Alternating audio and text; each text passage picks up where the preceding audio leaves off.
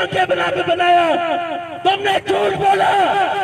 یہ ملک ظلم ہے، اس ملک میں 70 سال سے ظلم کا قانون لاگو ہے۔ یہ ملک میں پوچھنا چاہتا ہوں، کیا یہ پنجاب کا ملک ہے؟ کیا یہ اسلام آباد کے اقتدار میں بیٹھے ہوئے ایوانوں کا ملک ہے؟ کیا یہ جرنیلوں کا ملک ہے؟ کیا یہ اقتدار میں بیٹھے والے ملک ہے؟ یہ ملک ہم سب کا ملک ہے۔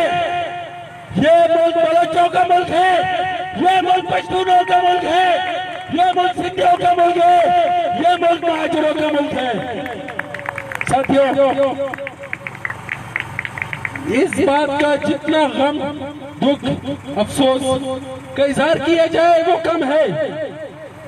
نہ ہمارے کہنے سے ان کی قربانی کم ہوگی نہ زیادہ ہوگی۔ میں صرف ایک بات کہنا چاہتا ہوں، اتنا نہ ڈرو، اتنا نہ ڈرو کہ ڈر ختم ہو جائے۔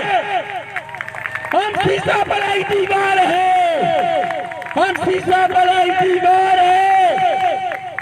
ہم اس دھرتی کے جرأت مند بیٹے ہیں، ہم اس دھرتی کی جرأت مند بیٹے ہیں۔